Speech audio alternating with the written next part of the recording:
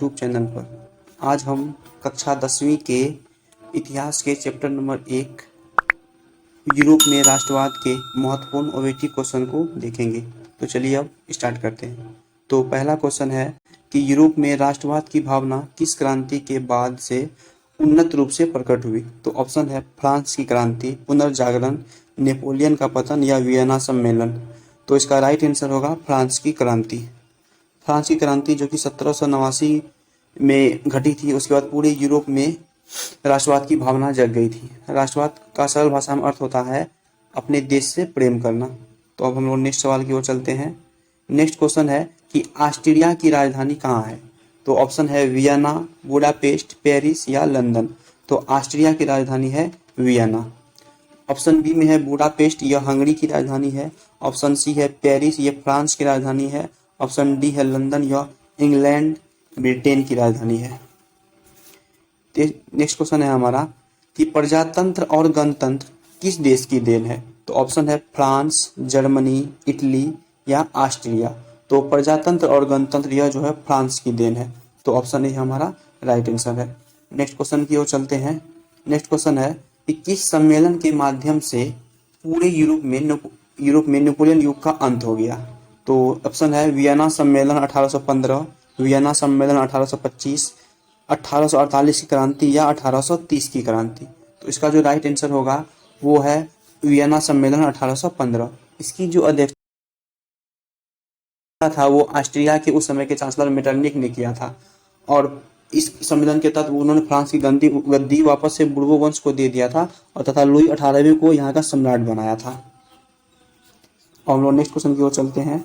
Next question है कि Sicily और नेपल्स के प्रदेश किस वंश को दिए गए। तो ऑप्शन है बुर्बो वंश, हैप्सबर्ग वंश, पिटमाउंट या ऑर्लियंस वंश। तो इसका राइट आंसर होगा बुर्बो वंश।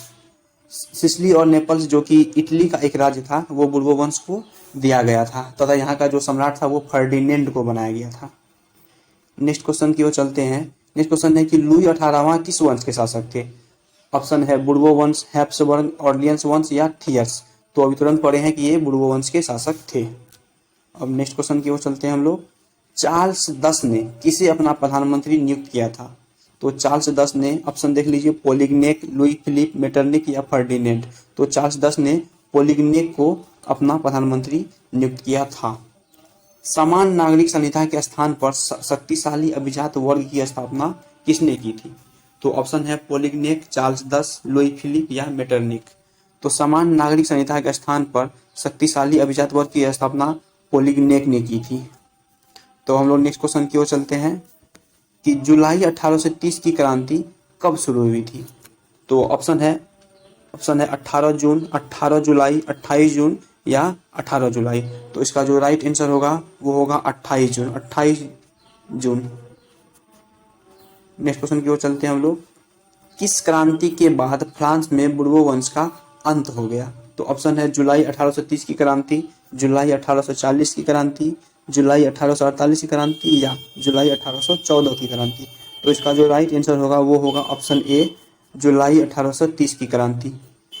नेक्स्ट क्वेश्चन की ओर चलते हैं। नेक्स्ट क्वेश्चन है कि जुलाई 1830 की क्रांति के बाद फ्रांस का शासक किसे नियुक्त किया गया। तो ऑप्शन है लुई फिलिप, गीजो, चार्ल्स 10 या लुई 18वां। तो जुलाई 1830 की क्रांति के बाद जो फ्रांस का नया शासक थे वो थे लुई फिलिप। तो ऑप्शन ए हमारा सही है। नेक्स्ट क्वेश्चन की ओर चलते हैं। लुई फिलिप ने अपना प्रधानमंत्री किसे नियुक्त किया था। तो ऑप्शन है गीजो, मेटरनिक, पोलिग्नेक या लामार्टिन। तो इसका जो राइट आंसर होगा वो होगा ऑप्शन ए, गीजो। लुई फिलिप ने गीजो को अपना प्रधानमंत्री नियुक्त किया था। 1848 की क्रांति कब शुरू हुई थी।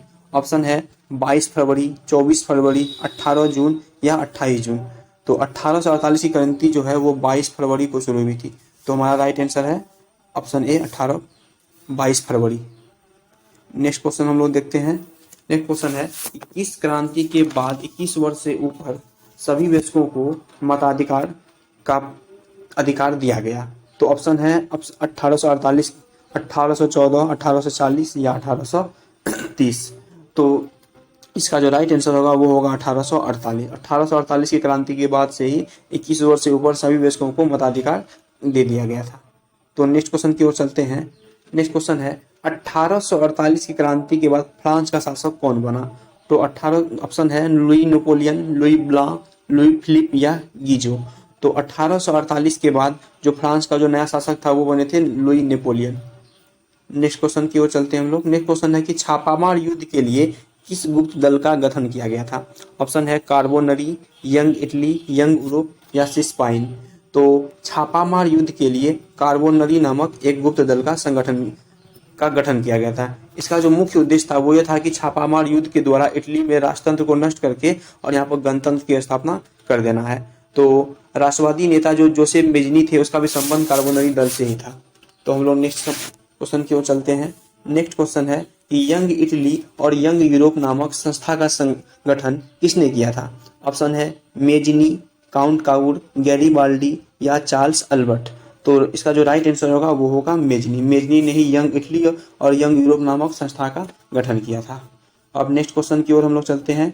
नेक्स्ट क्वेश्चन है कि 1848 की क्रांति के बाद सर्डिनिया पिडमाउंट का नया शासक किसे बनाया गया? तो ऑप्शन है Victor Emmanuel, Charles Albert, Mazzini या काउंट काबूर। तो 1848 की क्रांति के बाद सर्डिनिया पिडमाउंट का जो नया शासक है वो विक्टर इमैनुअल को बनाया गया। 1848 तक जो था वो पिडमाउंट का जो शासक था वो चार्ल्स एल्बर्ट था, जो कि अपने नेतृत्व में इटली का एकीकरण चाहता था, लेकिन 1848 के ऑस्ट्रेलिया के युद्ध में वो हार गया। उसके बाद जो है सर्डिनिया पिडमाउंट का जो नया शासक है वो विक्टर इमैनुअल को बनाया गया। अब नेक्स्ट क्वेश्चन की ओर चलते हैं हम लोग। नेक्स्ट क्वेश्चन है कि विक्टर इमैनुअल ने अपना प्रधानमंत्री किसे नियुक्त किया था? तो ऑप्शन है काउंट काबूर, मेजनी, गैरीबाल्डी, मेटरनिक। तो विक्टर इमैनुअल जो है उन्होंने अपना प्रधानमंत्री काउंट काबूर को नियुक्त किया था। तो ऑप्शन ए हमारा सही है। और हम नेक्स्ट क्वेश्चन की ओर चलते हैं। सवाल है कि गैरीबाल्डी पेशे से क्या थे? नाविक, सिपाही, किसान, जमींदार। तो गैरीबाल्डी जो है वो पेशे से नाविक थे। तो राइट आंसर होगा ऑप्शन ए। अब नेक्स्ट क्वेश्चन की ओर चलते हैं हम लोग। नेक्स्ट क्वेश्चन है कि गैरीबाल्डी की जीवनी किसने लिखी थी? तो ऑप्शन है लाला लाजपत राय, महात्मा गांधी, टीपू सुल्तान या मेजनी। तो गैरीबाल्डी की जो जीवनी है वो लाला लाजपत राय ने लिखे थे, जो कि भारत के राष्ट्रवादी नेता थे। नेक्स्ट क्वेश्चन की ओर चलते हैं। नेक्स्ट क्वेश्चन है कि काउंट काबूर की मृत्यु किस वर्ष हुई थी? तो ऑप्शन है 1862, 1865, 1840 या 1848। तो काउंट काबूर की जो मृत्यु है वो 1862 में हुई थी और इस प्रकार वो इटली का एकीकरण नहीं देख पाए थे। नेक्स्ट क्वेश्चन है हमारा कि इटली और जर्मनी के एकीकरण में कौन सा देश था? तो ऑप्शन है रूस, ऑस्ट्रिया, डेनमार्क या फ्रांस। तो इटली और जर्मनी के एकीकरण जो सबसे बड़ा अवरुद्ध था वो था ऑस्ट्रिया, और ऑस्ट्रिया के चांसलर थे मेटरनिक, जो चाहते ही नहीं थे कि इटली और जर्मनी का एकीकरण हो। नेक्स्ट क्वेश्चन है हमारा कि राइन राज्य संघ का निर्माण किसने किया था? तो ऑप्शन है नेपोलियन बोनापार्ट, बिस्मार्क, लुई ब्ला या हीगल। तो राइन राज्य संघ का निर्माण जो है वो नेपोलियन ने किया था, नेपोलियन बोनापार्ट ने किया था। 1806 ईस्वी में जब ये जर्मनी को हमला किए थे तो पूरी जर्मनी को मिलाकर एक राइन राज्य संघ बना दिए थे। नेक्स्ट सवाल है कि जर्मनी के किस भाग में डायट यानी जिसको कि हम लोग संसद प्रणाली भी बोलते हैं वो चल रही थी? तो ऑप्शन है दक्षिण जर्मनी में या उत्तरी जर्मनी में या पूर्वी जर्मनी में या परसा में। तो जर्मनी के जो दक्षिणी जर्मनी था वहां पर डायट प्रणाली चल रही थी। तो इस प्रकार आज का सेशन हमारा समाप्त हुआ। इसका भाग 2 भी आएगा। तो अगर आपको वीडियो अच्छा लगे तो वीडियो को लाइक कीजिएगा, शेयर कीजिएगा और सब्सक्राइब और चैनल को हमारे सब्सक्राइब भी कर लीजिएगा।